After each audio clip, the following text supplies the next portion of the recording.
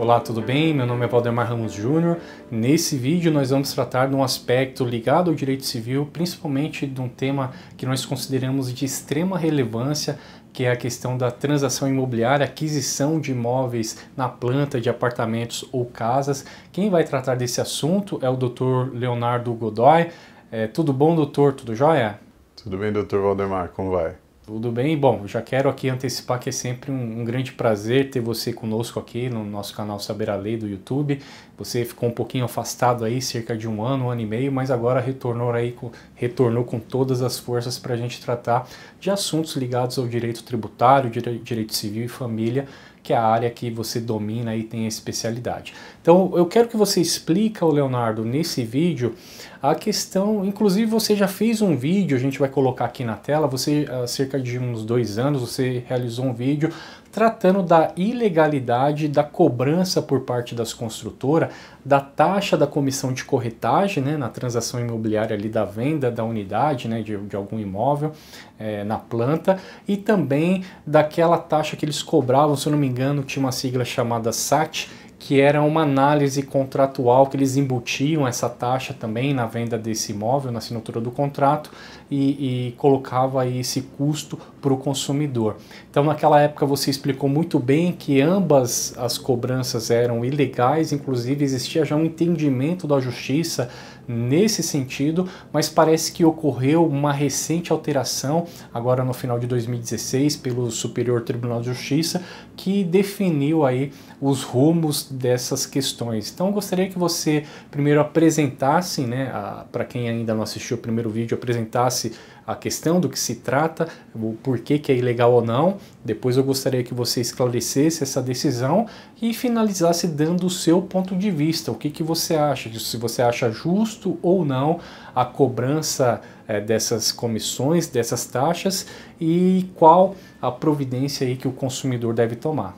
Em princípio, são cobradas 2 taxas dos adquirentes de imóveis na planta de construtoras.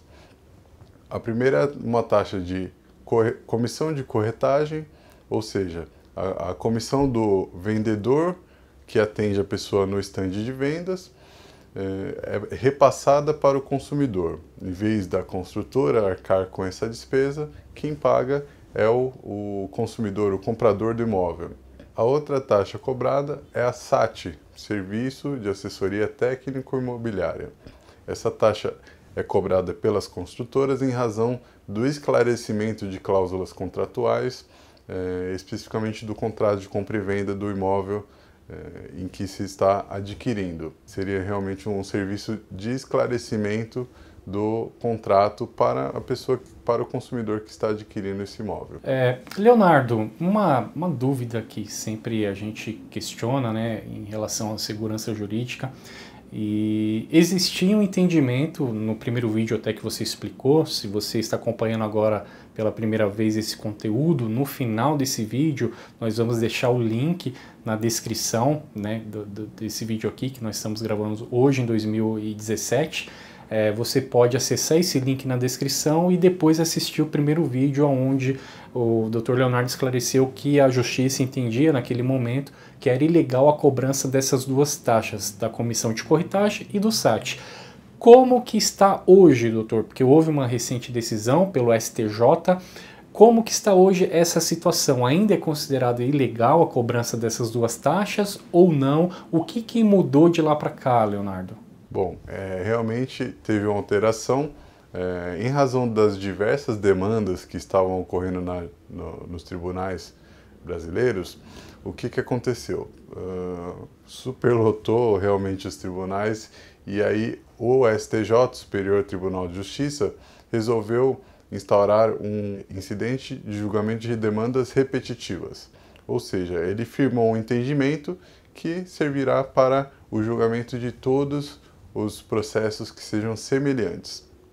Neste caso, o que aconteceu? Se por um lado o STJ reafirmou que a cobrança da SAT, que é aquele serviço de assessoria técnica, é realmente ilegal, não deve ser cobrado pelas construtoras, até porque se trata de um serviço que já está incluído no fornecimento do imóvel, a construtora não faz mais do que a obrigação informar de maneira clara, transparente, o consumidor do que ele está adquirindo. Então, com relação à SAT, foi mantido o entendimento de que ela é realmente legal, não deve haver a cobrança.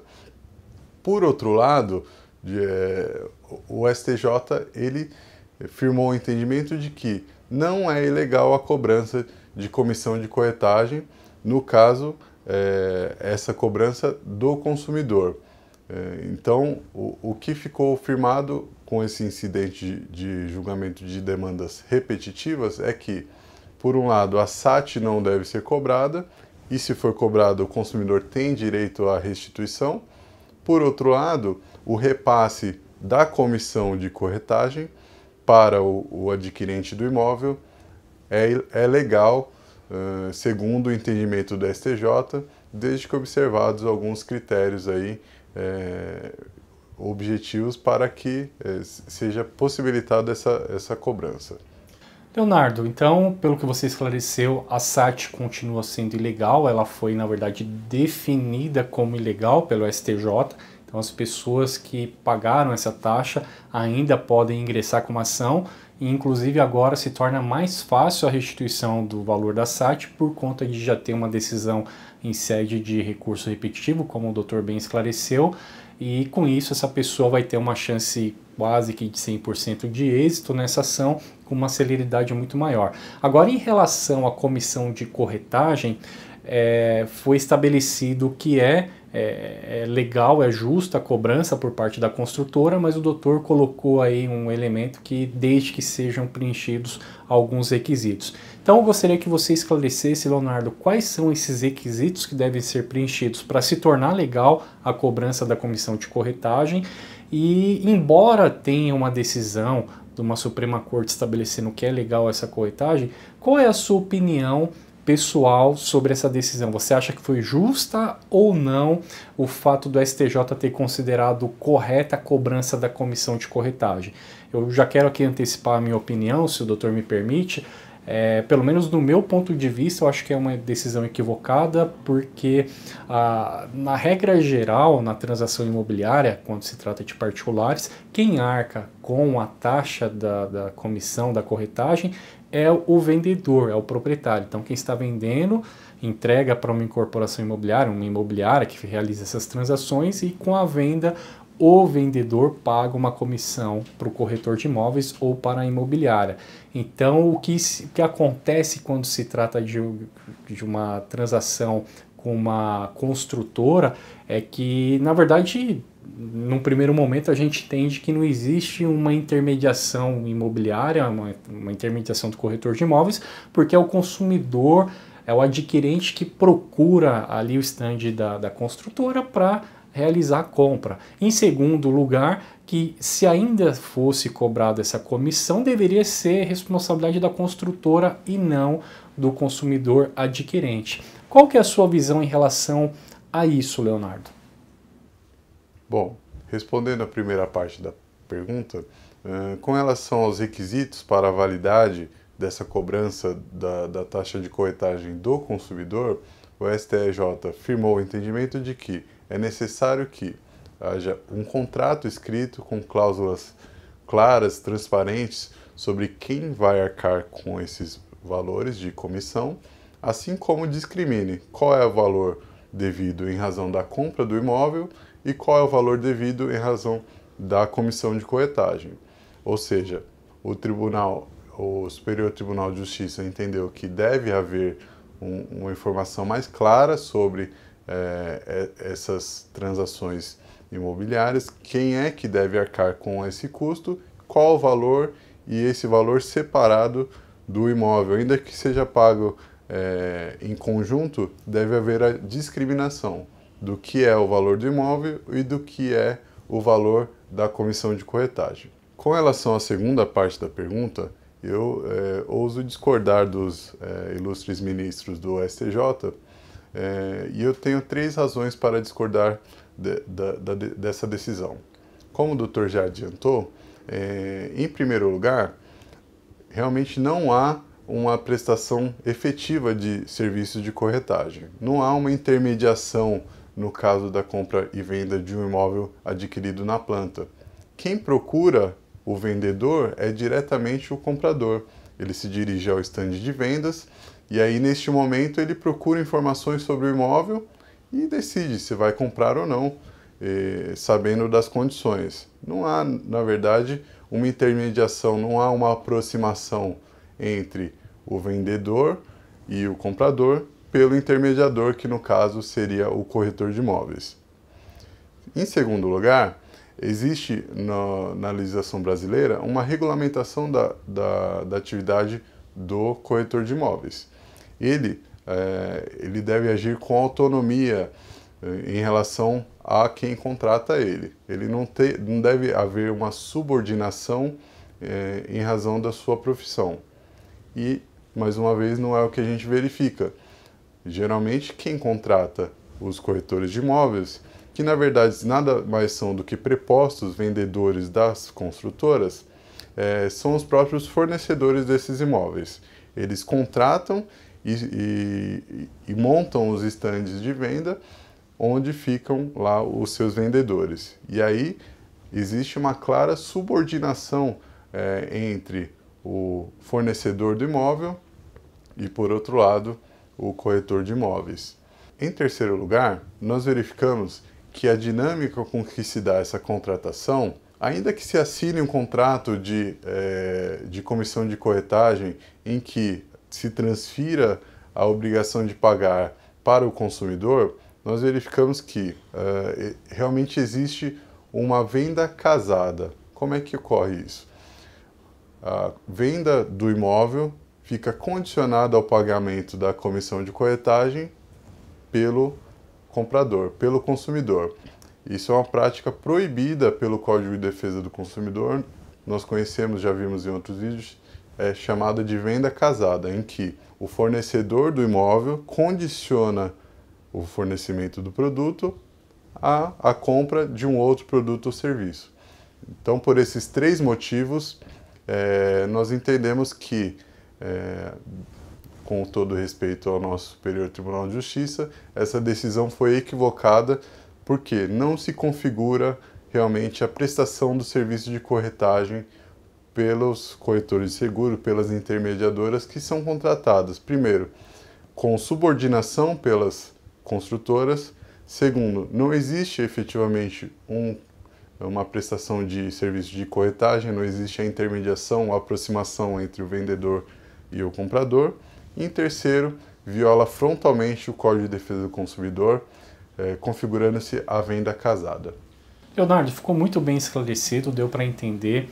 Agora, só em relação ao terceiro item que eu fiquei com uma dúvida, eu gostaria que você esclarecesse, onde você explicou que existe uma venda casada. Na verdade, essa venda casada não seria em relação a venda do imóvel condicionado à cobrança da taxa SAT, ou a transação imobiliária, a venda imobiliária, ela está sendo englobada aí como um produto, como um serviço, né? Seria a comissão da corretagem, essa venda casada, ou seria o SAT? Porque o consumidor só vai adquirir o imóvel, no caso a construtora só vende o imóvel se o consumidor se dispor a também pagar o SAT, ou no caso a comissão da corretagem que é imposto a ele. Essa venda casada é relacionada aos dois, a um só? Como que se configura essa venda casada? Dr. Valdemar, a venda casada ela pode existir tanto quanto a um, quanto a outro, ou aos dois mesmos. No caso, se houver o condicionamento, e aí vale para qualquer tipo de relação de consumo, e aí por isso que eu acredito desacertada a decisão do STJ, não levou em conta o Código de Defesa do Consumidor.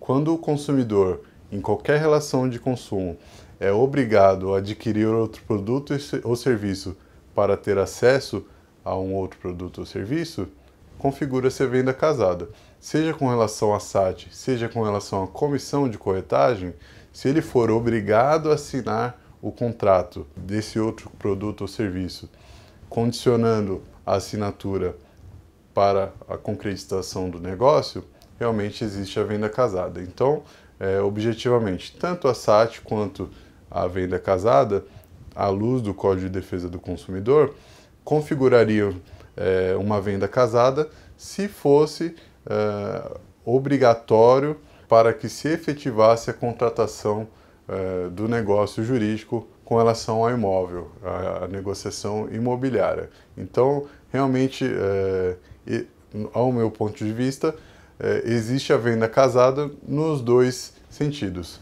O STJ entendeu que, no caso, não há venda casada, caso existam aqueles requisitos lá que a gente já viu anteriormente nesse mesmo vídeo, mas na prática a gente sabe que não é isso que acontece, que realmente fica condicionada a compra do imóvel à contratação do serviço, seja de assessoria técnica ou de corretagem.